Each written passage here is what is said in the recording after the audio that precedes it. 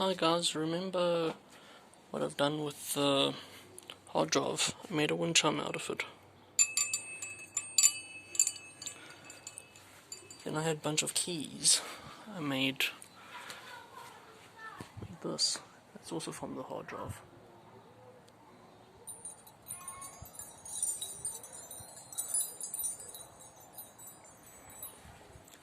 Then I had more keys, and this is from the hard drive as well, to read the discs. Those discs. Come on, to focus.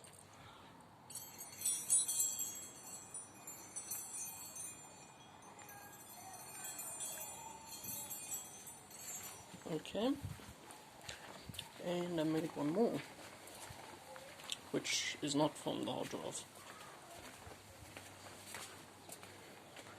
from the cassette.